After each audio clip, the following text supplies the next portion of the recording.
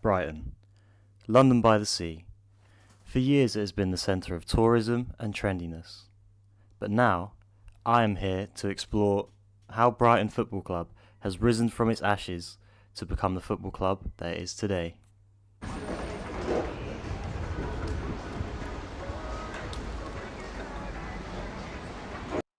Seeing as this topic was fairly new to me, I felt the need to do my own research into the topic, and I wanted to include my own research to further my investigation. They had to share their ground with Hove, to moving to the Withdean Athletics track, after sharing their ground with Gillingham for a number of years. And it seems clear to me that their rise is clearly down to the fans and the passion of the club alone. So it would be very important to me and very fundamental for my investigation to look further into people behind the scenes and people who know a bit more about the fans and the community. To further my investigation, I wanted to interview a friend who works at the Amex Stadium to get a behind the scenes view of the club. Yeah, I mean, obviously it's well known by even people who don't live in Brighton of the rivalry between Brighton and Hove FC and Crystal Palace. And for many years, obviously, Crystal Palace have been in the Premier League while Brighton were struggling it out. So Palace always were kind of that big club that kind of just looked down on the rival. But with Brighton's reorganisation and redevelopment, like earlier on in the season, when Crystal Palace played in Brighton, Brighton would go on to win that match. And like one thing, I guess, that kind of epitomised the changing spirit of like the team and of Brighton as a football club was when Brighton scored a goal just before half-time, putting themselves ahead of Palace by 2 goals. That, like, just being there and witnessing the fans, like, they went absolutely crazy, and you could just see how much it meant to them, of, like, how far their club has come. I decided to visit the Duke of Wellington pub in order to find out more about Brighton's roots and get into contact with the fans and people who have been revolved around Brighton for their whole lives.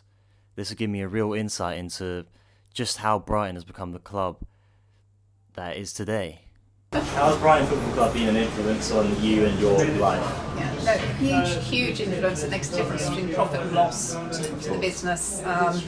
It also means that, well, when we got married, we didn't get married till 7 o'clock because Brighton was playing at home in the morning. So yeah, my husband didn't shut the pub till 2:30 on our wedding day because we can't afford to close when Brighton's playing at home. So we rescheduled our wedding to fit around Brighton. So yeah, lots and lots of things, but it's it's absolutely key to the fact probably prefer to operate as a business without the crowds. Okay. Oh well, you know, like Alan Mullery, to me, we had Gus Poyet, great manager, got us up into the championship.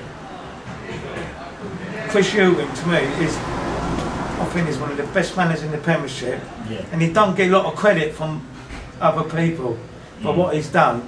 But the best manager ever was Alan Mullery, who took us up from the old 3rd division, second, up into the old 1st division. Right.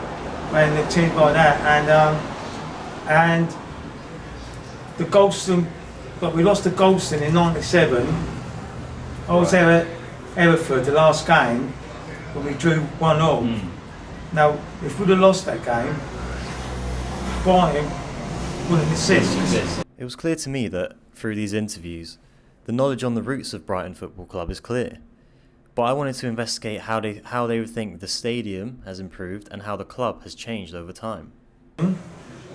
Priestfield Stadium, Gillingham for 2 years, with Dean, to me, was alright, we've done fantastic back there, but it was just not a good ground. It was getting 6,000-7,000 every week. But now the Amex is just a dream come true. And I still go to the games now when I pinch myself and just seeing the stadium. See how it's improved so much. How much it improved. Yeah. Well, all the bottom supporters went through all those years sharing, losing their ground. But yeah, it was. They've been through a journey, haven't they? Oh my God, man! It's yeah. people don't laugh at me so much now, which is quite nice.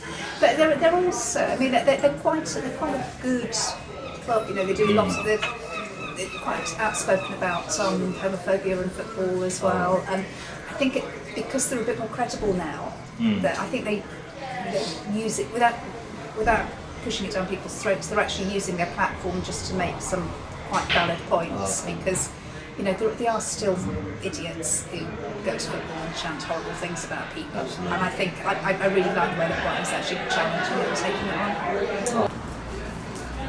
Yeah, Max. I mean, it's a great stadium and all that. Oh, you've got other grounds in the Premiership and all that, but it's just, you know, it's just a dream come true what we've got now.